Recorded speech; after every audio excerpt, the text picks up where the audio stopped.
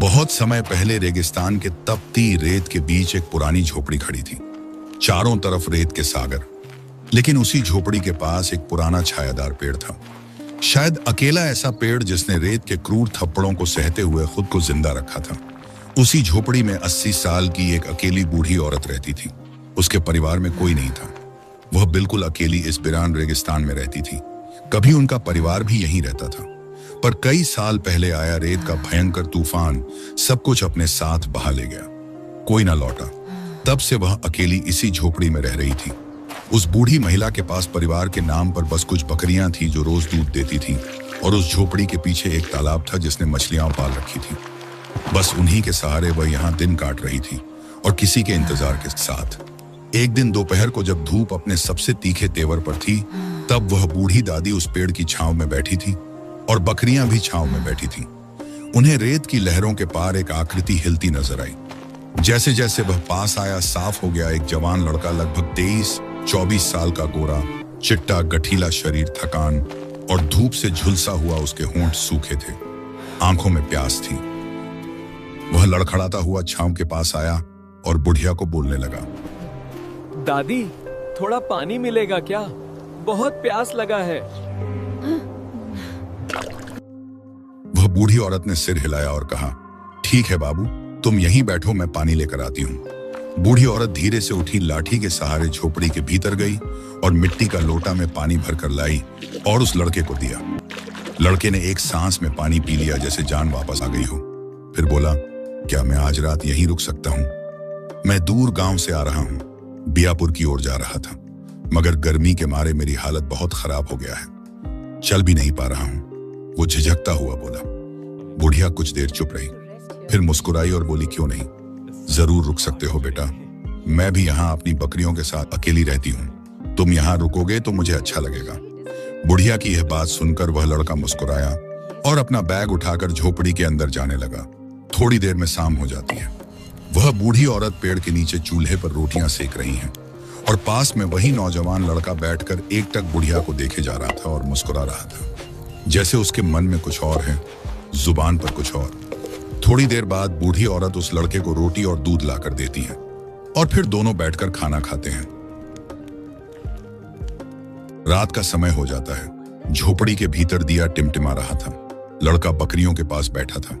वह बुढ़िया लड़के के लिए बिस्तर लगा रही थी, खुद भी नीचे चारपाई पर सोती थी। उस लड़के के लिए भी दूसरे कोने में बिस्तर लगा देती है। नाम क्या है तुम्हारा? बुढ़िया ने घर के अंदर से ही पूछा। मेरा नाम अर्जुन है, लड़का बोला। बड़ा सुंदर नाम है तुम्हारा। तुम अंदर आ जाओ, बिस्तर लगा दिया है। लड़का धीरे से उठकर झोपड़ी के अंदर चला जाता है और एक कोने में लगा बिस्तर पर लेट गया। थोड़ी देर बाद वह बुढ़िया अंदर आती हैं और अपने चारपाई पर लेट जाती हैं। थोड़ी देर बाद बूढ़ी औरत की आंख लग जाती है, पर लड़के को नींद नहीं आती है। वह चुपके से बुढ़िया के बिस्तर के पास आकर बैठ जाता है और एकटक उसको देखने लगता है। फिर उसके सर पर हाथ फेरने लगता है। जैसे ही उसको लगता है कि बुढ़िया की नींद खुलने वाली है, तो वह डर जाता है और झट से उठकर अपने बिस्तर पर लेट जाता है। बुढ़िया की आंख खुल जाती है। वह बिस्तर से ही उठकर इधर उधर देखती है कि कोई आया था क्या उसके बिस्तर के पास। फिर बुढ़िया का नजर उस लड़के की तरफ नजर जाती है। देखती है लड़का सो रहा। बूढ़ी औरत भी अपने बिस्तर पर फिर से लेट जाती है। धीरे धीरे गहरी नींद में सो जाती है। लड़का जो सोने का नाटक कर रहा था, उसने आंखें खोला और सोचने लगा, मुझे जरा संभल कर रहना होगा। बुढ़िया बहुत चालाक है, अगर मैं पकड़ा गया तो मेरा मकसद कभी पूरा नहीं होगा। सोचते सचते वह लड़का भी सो जाता है। अगली सुबह जब लड़का सोकर उठता है और जब झोपड़ी से बाहर आता तो देखता है बूढ़ी औरत पेड़ के नीचे चूल्हे पर खाना बना रही है और पास में बकरियां घास और पत्तियां खा रही हैं। लड़का बूढ़ी औरत के पास आता है और पूछता है, यहाँ तालाब कहाँ है? मुझे मुंह हाथ धोना है।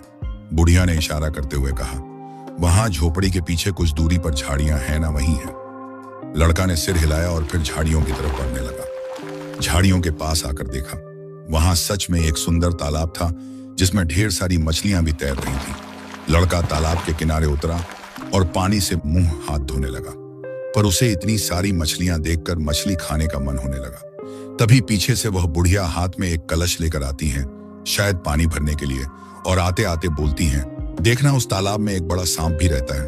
आसपास ज्यादा घास जंगल झाड़ नहीं है, इसीलिए वह सांप इसी झाड़ी में हमेशा रहता है। लड़का थोड़ा डर जाता है और बोलता है, क्या आपको कभी डर नहीं लगता इन जहरीले सांप बिच्छू से? बूढ़ी औरत लड़के का बात सुनकर मुस्कुराती है और फिर बोलती है, मुझे तो अब आदत सी हो गई है इन सांप बिच्छुओं से। यह हमेशा मेरे आसपास घूमते रहते हैं पर कभी काटते नहीं। बुढ़िया की यह बात सुनकर लड़का भी मुस्कुराने लगता है। तभी फिर बुढ़िया बोलती है, क्या तुम मछली खाओगे? लड़का तुरंत बोलता है, हाँ क्यों नहीं, अगर आप खिलाओगी तो जरूर खाऊंगा। फिर दोनों हंसने लगते हैं।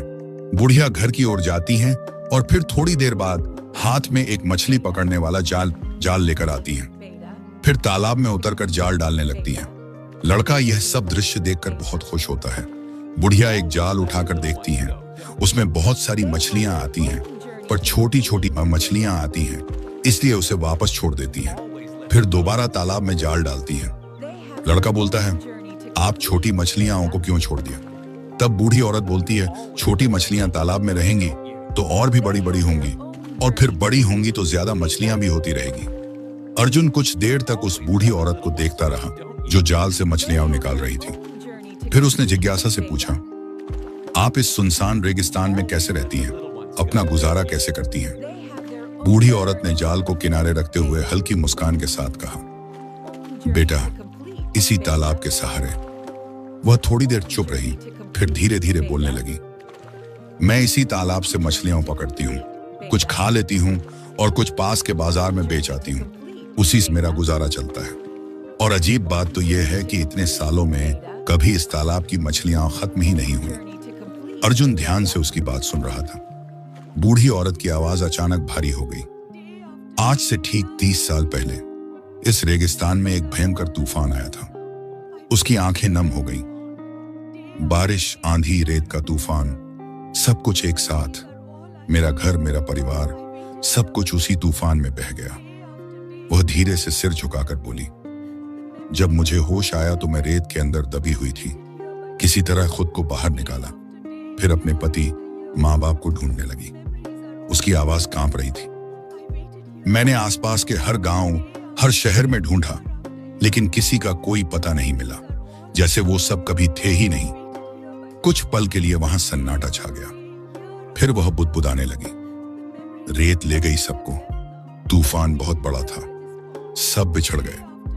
अर्जुन ने देखा कि बूढ़ी औरत की आंखों से आंसू गिर रहे थे। वो बोला, आप चिंता मत करो, अब सब अच्छा होगा। उसी समय उसने जाल की तरफ देखा और उत्साहित होकर बोला, अरे देखो देखो, तुम्हारे जाल में कितनी बड़ी मछली आई है। बूढ़ी औरत ने जाल की तरफ देखा और हल्की मुस्कान उसके चेहरे पर आ गई। उसने मछली निकाली और झोपड़ी के पास चूल्हे पर पकाने लगी। थोड़ी देर बाद मछली पक गई। उसने अर्जुन को खाना परोसा। दोनों ने साथ बैठकर खाना खाया। खाने के बाद अर्जुन पेड़ के नीचे जाकर आराम से बैठ गया। बूढ़ी औरत अपनी लाठी उठाकर आराम बोली, करो, मैं बकरियों के लिए चारा लेने जंगल जा रही हूँ। और धीरे धीरे जंगल की तरफ चली गई। अर्जुन पेड़ के नीचे बैठा उसका इंतजार करता रहा। देखते देखते शाम होने लगी, लेकिन बूढ़ी औरत अभी तक नहीं लौटी।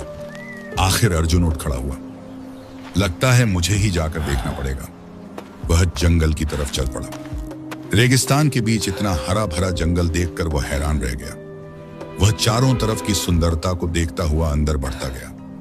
तभी उसकी नजर तालाब के किनारे बैठी एक बहुत ही सुंदर जवान लड़की पर पड़ी। वह लड़की रो रही थी। अर्जुन चुपचाप पेड़ों के पीछे छिपकर उसे देखने लगा। कुछ देर बाद वह लड़की उठी और धीरे धीरे पानी में उतर गई। फिर उसने एक डुबकी लगाई और जैसे ही वह पानी में डूबी, सब कुछ बदल गया। अर्जुन की आंखें फैल गईं। वह घबरा गया और तुरंत वहां से निकलकर वापस झोपड़ी में आ गया। पेड़ के नीचे बैठकर वह धीमे स्वर में बोला, लगता है अब मेरा मकसद पूरा होने वाला है। जिस काम के लिए मैं यहाँ आया हूँ वह पूरा हो जाएगा। और वह अजीब तरह से हंसने लगा। उसी समय पीछे से कदमों की आहट आई। अर्जुन ने पलटकर देखा। वही बूढ़ी औरत लाठी टेकते हुए वापस आ रही थी। उसके हाथ में बकरियों के लिए चारा था। वह बकरियों को चारा डालते हुए बोली, तुम अभी तक गए नहीं? तुम तो आज जाने वाले थे। अर्जुन बोला, नहीं, आज रात मैं यहीं रुकना चाहता हूं, कल सुबह चला जाऊंगा। बूढ़ी औरत ने पूछा, तुम इतने देर कहां थे? अर्जुन बोला, बस ऐसे ही घूम रहा था। फिर उसने कहा, मुझे भूख लगी है, खाना बना दो। बूढ़ी औरत ने जल्दी खाना बनाया। दोनों ने खाना खाया और सोने चले गए। लेकिन उस रात अर्जुन को नींद नहीं आ रही थी। वह बार बार बूढ़ी औरत को देख रहा था। वह गहरी नींद में थी। अर्जुन धीरे धीरे उठा और उसके पास गया। उसने प्यार से उसके चेहरे को देखा और धीमे से बोला, बस आज की रात, उसके बाद तुम हमेशा के लिए मेरी हो जाओगी। उसने धीरे से उसके गाल पर हाथ फेर दिया। तुम मेरी हो, सिर्फ मेरी। इतने में बूढ़ी औरत की आंख खुल गई। वह गुस्से में बोली, तुम यहां क्या कर रहे हो इतनी रात को? अर्जुन मुस्कुराया, कुछ नहीं, बस नींद नहीं आ रही थी। बूढ़ी औरत झुंझलाकर बोली, जाओ, जाकर सो जाओ। अर्जुन चुपचाप वापस अपने बिस्तर पर चला गया। सुबह सूरज उगा। अर्जुन बाहर आया तो देखा बूढ़ी औरत चूल्हे के पास बैठकर रोटियां बेल रही थी। बकरियां पास में चारा खा रही थी। रेगिस्तान की रेत सुनहरी हो रही थी। अर्जुन चुपचाप बैठकर उसे देखने लगा, जैसे कोई पति अपनी पत्नी को देखता है, जैसे सदियों का प्रेम मिल गया हो। लेकिन उसकी आंखों में एक रहस्य छिपा था और उसके मन में बस एक ही बात घूम रही थी।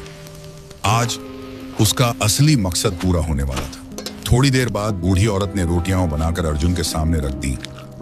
लो बे, खाना खा लो, फिर अपने रास्ते चले जाना। अर्जुन ने चुपचाप खाना खाया, लेकिन उसकी नजरें अब भी उसी पर टिकी हुई थीं। बूढ़ी औरत ने यह महसूस किया। वह थोड़ी नाराज होकर बोली, क्या हुआ, ऐसे क्यों देख रहे हो? अर्जुन हल्का सा मुस्कुराया, लेकिन कुछ नहीं बोला। खाना खत्म करने के बाद बूढ़ी औरत फिर अपनी लाठी उठाने लगी। मैं बकरियों के लिए चारा लेने जंगल जा रही हूं, तुम खाना खाकर यहां से चले जाना। अर्जुन ने सिर हिलाया, लेकिन जैसे ही वह औरत जंगल की तरफ जाने लगी, अर्जुन धीरे धीरे उसके पीछे चल पड़ा। वह झाड़ियों के पीछे छुपता हुआ उसका पीछा कर रहा था। जब भी उसे लगता कि बूढ़ी औरत पीछे मुड़कर देख रही है, वह तुरंत किसी पेड़ के पीछे छुप जाता। कुछ देर बाद दोनों उसी जंगल के अंदर पहुंच गए जहां कल अर्जुन आया था। बूढ़ी औरत धीरे धीरे चलते हुए उसी रहस्यमय तालाब के पास पहुंच गई। वह तालाब के किनारे बैठ गई। अर्जुन दूर खड़ा सब देख रहा था। कुछ देर तक वह औरत चुपचाप बैठी रही, फिर धीरे धीरे पानी में उतर गई। और जब उसने तालाब में डुबकी लगाई तो अर्जुन की आंखें हैरानी से फैल गईं। पानी से बाहर एक बहुत ही सुंदर जवान लड़की निकली। अब वहां कोई बूढ़ी औरत नहीं थी। वह लड़की तालाब के किनारे बैठ गई और अचानक रोने लगी। उसकी आवाज बहुत दर्द भरी थी। वह खुद से ही बोल रही थी, नहीं आएगा, वह मुझे इस श्राप से मुक्त करने नहीं आएगा।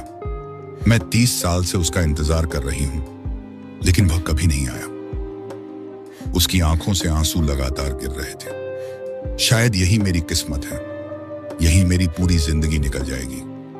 धीरे धीरे शाम होने लगी, सूरज डूबने लगा। वह लड़की उठी और फिर से तालाब में डुबकी लगाने लगी। लेकिन जैसे ही वह पानी में जाने लगी, अचानक पीछे से किसी ने उसका हाथ पकड़ लिया। वह चौंक गई। अर्जुन उसके सामने खड़ा था और उसने भी उसके साथ तालाब में डुबकी लगा ली। दोनों जब पानी से बाहर निकले तो लड़की हैरान रह गई। इस बार वह फिर से बूढ़ी औरत नहीं बनी थी। वह अभी भी वही जवान लड़की थी। उसकी आंखें भर आईं। वह कांपती आवाज में बोली, अमन, क्या तुम अमन हो? अर्जुन ने धीरे से सिर हिलाया। उसकी आंखों से भी आंसू निकल आए। लड़की दौड़कर उससे लिपट गई। वह रोते हुए बोली, तुम आने में इतने साल क्यों लगा दिए? मैं तुम्हारा 30 साल से इंतजार कर रही थी। अर्जुन ने उसका सिर सहलाते हुए कहा, मैंने तुम्हें ढूंढने की बहुत कोशिश की, लेकिन उस भयानक तूफान के बाद किसी को नहीं पता था कि तुम्हारे साथ क्या हुआ। लड़की ने आंसू पोंछते हुए पूछा, लेकिन तुमने मुझे पहचाना कैसे?